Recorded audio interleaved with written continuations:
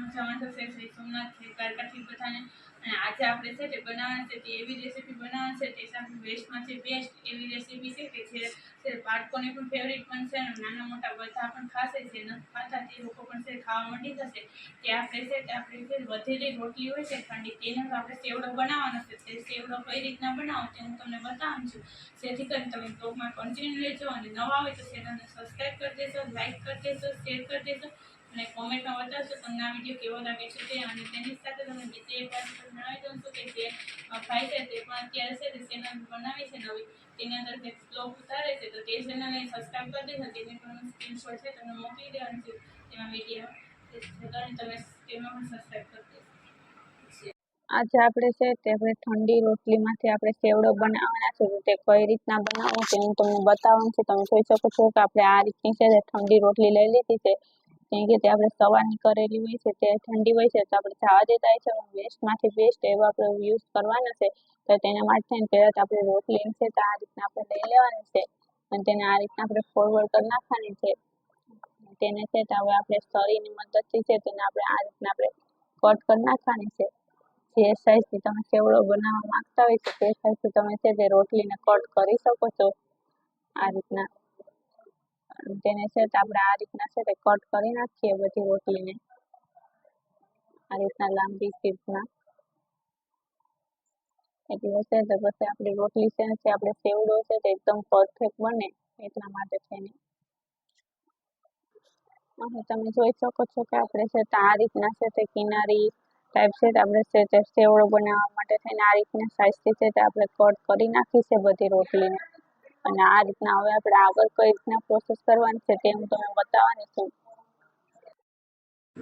અહીં તમે જોઈ શકો છો કે આપણે છે તે તેલ છે તેને ગરમ થવા મૂકી દીધું છે, તો તેલ ગરમ થાય એટલે તેની અંદર આપણે છે તો અહીં આપણે સિંગ લીધી છે, તે સિંગને આપણે છે તે તરવાની છે। તો આ રીતના આપણે સિંગને નાખી દેવાની છે, કેમ કે આપણે હાથની મદદથી નાખીએ છીએ તો સિંગ છે તે એને લીધે છે તે છાંટા ઉડતા હોય છે તો આપણે ધગી જવાની સંભાવના રહેશે। તો આપણે છે સિંગને આપણે ઝારામાં નાખીને જ આપણે છે તેને તરવા દેવાની, તેલમાં મૂકવાની મતલબમાં।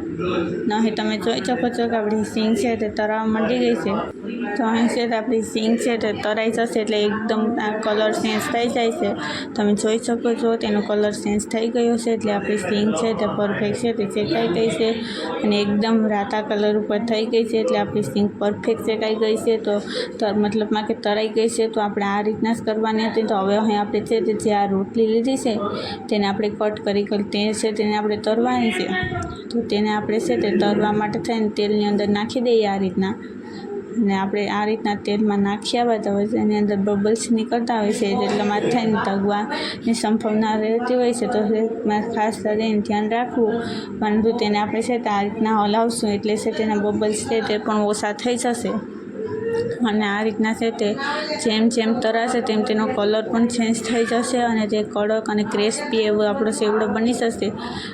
તો અહીં આપણે તમે જોઈ શકો છો કે થોડી થોડી છે તે ક્રિસ્પી બની ગઈ છે અને ગોલ્ડન કલર ઉપર થવા માંડી ગઈ છે।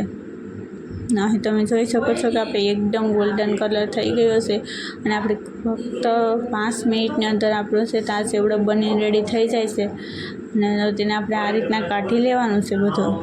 અને તમે જોઈ શકો છો કે આપણો સેવડો છે તો આપણે બજારમાં પણ આ રીતનો સેવડો તમે ક્યારેય નહીં જોયો હોય કે ક્યારેય નહીં ખાધો હોય તેવો સેવડો આપણો છે તે ઘર બેઠા આપણે બનાવી શકીએ છીએ। અને તે પણ છે તો આપણે બેસ્ટમાંથી બેસ્ટ એવો આપણો સેવડો છે તે બનીને રેડી થઈ જાય છે। તો તમે ચોક્કસ બનાવશો ને। હવે આપણે તેની અંદર મસાલા કરી નાખવાના છે, તેમાં ક્યાં ક્યાં મસાલા જોઈએ છે તે પણ હું તમને બતાવવાની છું। તો અહીં આપણે છે તે પહેલાં તો તેની અંદર આપણે છે તે નાખવાનું છે તે છે તો અહીં આપણે છે સાકરનો અથવા ખાંડનો પીસીને ભૂકો લેવાની છે, મતલબમાં કે પીસીકર પાવડર લેવાનો અને તે નાખ્યા બાદ હવે તેની અંદર છે તે આપણે હવે નાખવાનું છે તે આપણે છે તે નાખી દઈશું લાલ મરચું। જો તમે છે તો ખટ મીઠો સેવડો બનાવવા માગતા હોય તો તે મુજબ તમે બધી વસ્તુ નાખી શકો છો। આ રીતના લાલ મરચું છે, સાકર છે, હંચર છે, મીઠું છે, બધી વસ્તુ, ધાણા જીરું, ચાટ મસાલો. અને હવે આપણે તેની અંદર છે તે નમક નાખી દેવાનું છે સ્વાદ મુજબ.